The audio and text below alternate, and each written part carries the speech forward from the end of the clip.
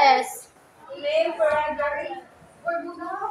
Kindly list the absent. Me, secretary. Then pick up the pieces of paper under your chairs. So, the trash is under the chair. Let's have a recap. What's our topic yesterday? Miss Alma. Yesterday, last time we talked about the advantages and disadvantages of portfolio. Okay, good. So before I introduce you to our new topic, we have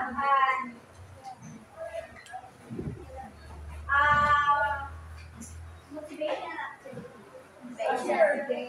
I have questions here. I need 10. Grabe mo pili. You can choose. Okay. 10 ka po. Now stop. Miss Vilano. Next. Okay, stop. Kusol. Next. Stop. Yes. Wala. Okay, balik. Stop. Baton. Pila na po.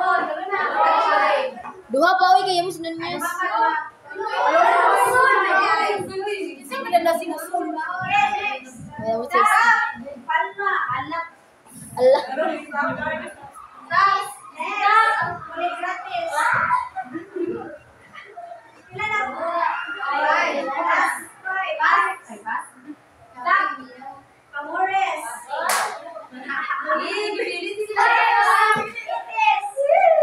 Gipili naman sila.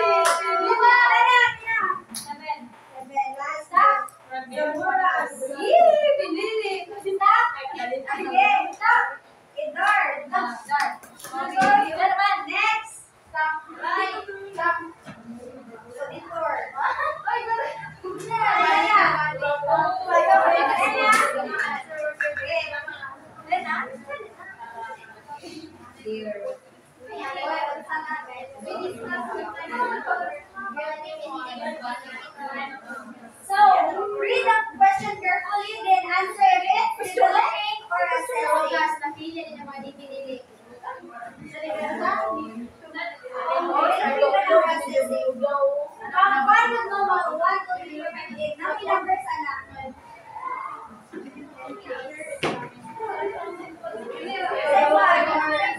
Yeah, kung finish tatlong answer, I have theirs.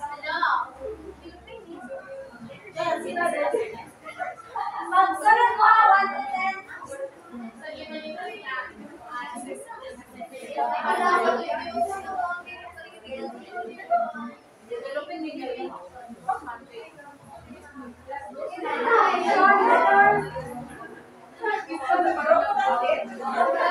Isip mo, pagsunod mo, hindi developing or assessing.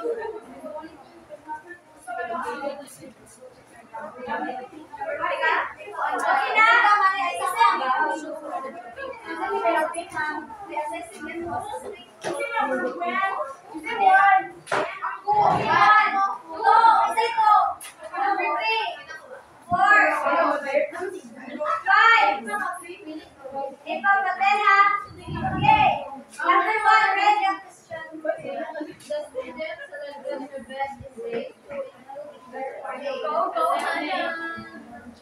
Very good.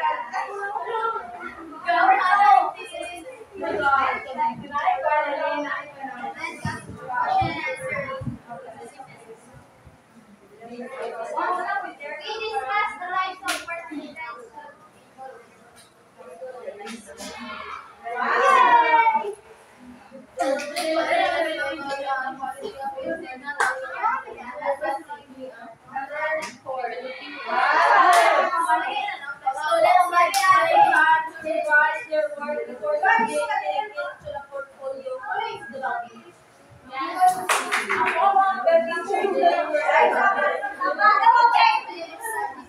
The teacher will react as a critical thinking and problem It's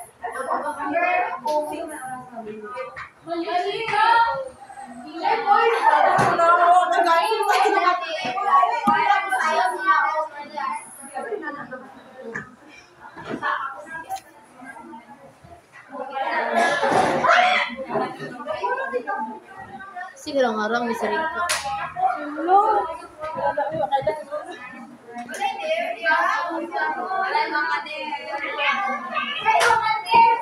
Wow! Because naa kay pattern. Based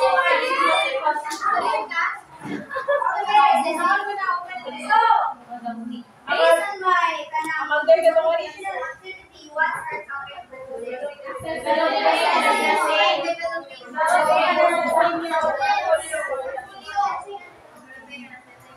developing assessment portfolio and assessing.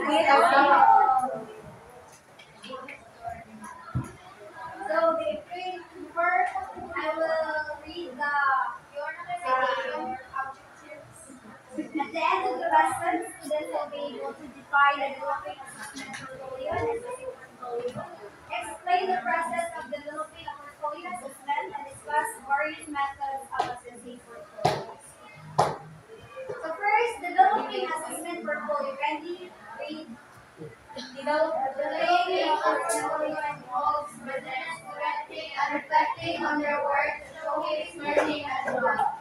So developing assessment portfolio. So as a teacher, you are the one who organize sa imong students to ikay mo ingon nila sa imong mga buhaton to collect their mga works, to showcase their works. Ikay hatag so that they can learn and grow. Then, assessment portfolio. What assessing portfolio involves evaluating and collecting work against established criteria. If ang developing assessment portfolio, ang students din naka-assign na collect sa ilang mga works sa assessment portfolio ikaw ang grade by using kanang mga criteria to rate your students' portfolios. So, process of developing assessment portfolio. First, determine the purpose of the portfolio. Since muhatag ang portfolio sa imong students, you have to determine why you assign that kind of portfolio. Diba? Hindi mo ka magbuhatan na kay trip ko lang. Diba? So,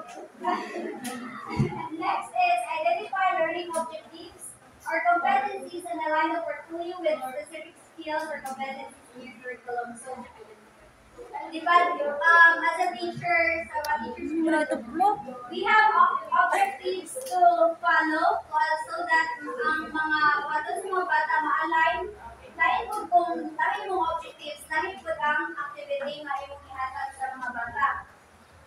Next, decide what to include. So, ang kanisiya kay kung unsa ang content, kung unsa ang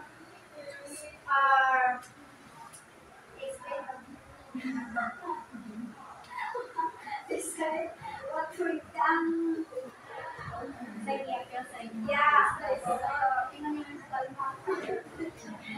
then decide the structure or format. Decide how students will organize their portfolios. So, aning harapan is you decide your portfolios, let your student design, and your matag unsa ang structure or format. Then set clear criteria for assessment and develop a rubric or checklist. So before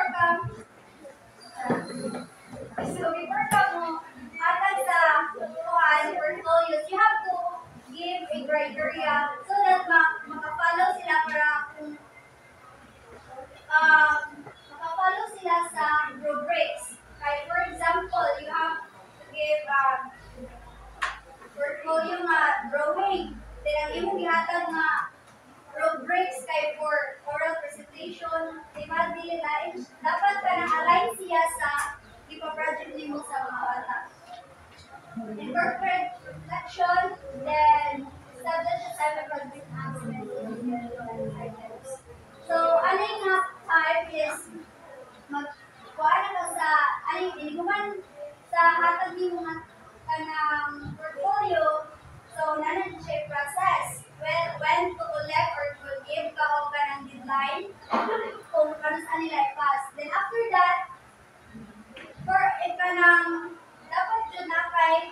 support and feedback so that kung naa sila mas dapat ba dyan i-improve sa ilang portfolios. Next, methods of assessing portfolio. So, when you're assessing portfolio, you have, as a teacher, you are the one who rate the projects of your students.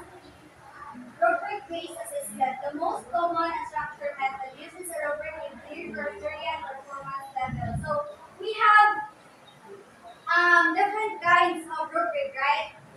So, basta man to? So, it depends kung saan gamiton your rubric sa imong gihatag na project. Then, checklist assessment uses simple checklist to confirm if required elements are present. Equal to then, for example, silver, personal reflection, included. So, if sa kanyang, di ba nakagawa kami ng portfolio? Di ba naaman yung table of content? Yes. Para makasunod ang teachers kung sa ang mga sunod-sunod na portfolios. To confirm if kana siyang element is present sa imong portfolio.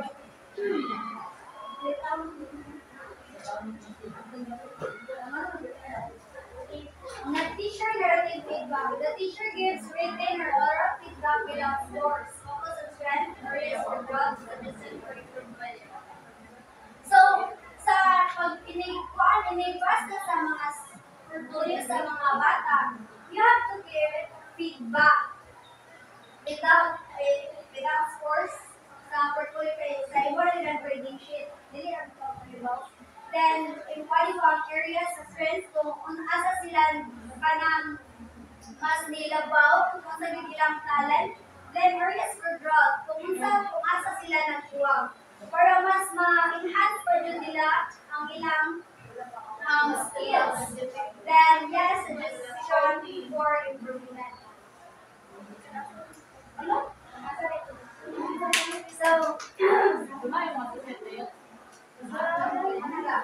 So, sa assignment din ako, ginawa sheet of paper and the following reflection of questions. 2 to 3 sentences only. Follow mo nila kay atong sa demo na pwede mag-5 ang bakal 1 sentence lang.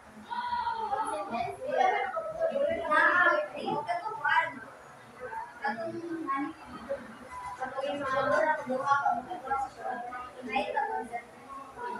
so, what is portfolio assessment meaningful for students? How can teachers ensure the reality of portfolio assessment? Then, what challenges might arise in implementing portfolio assessment in class? So, before I end my discussion, I will ask questions if Namina would do one of these factors.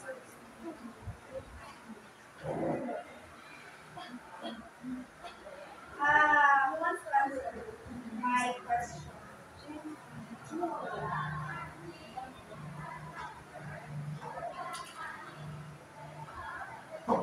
Miss. Dili na ako parang mama. Okay, our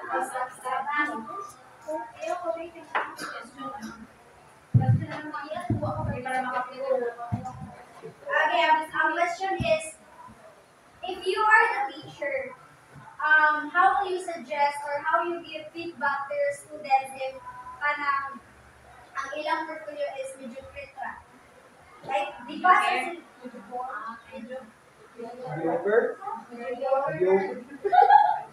if parang paano bitaw, di ba sila kay Mediocre. Oh, yes. Mediocre.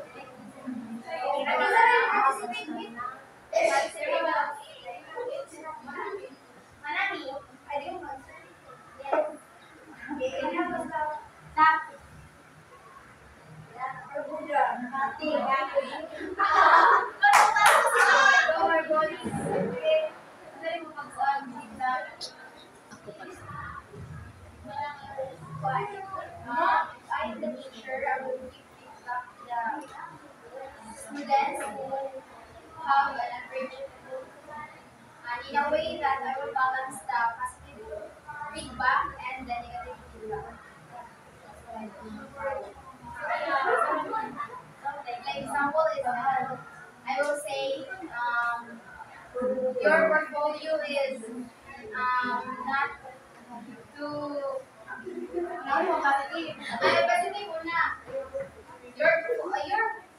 portfolio is they will say okay na siya, but we need there's small dapat i-develop or i-adjust para ma-set nyo ang sa goal sa i-provide sa teacher or the standard. Next. Last question.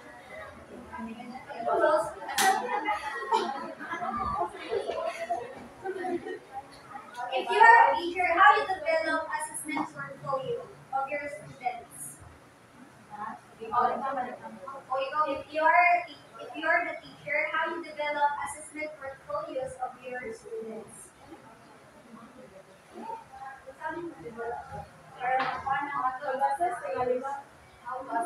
Yes.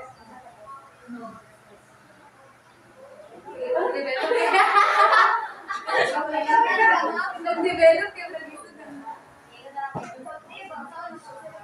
as a teacher, how would I assess the portfolio? First of all, I would kasi ang parang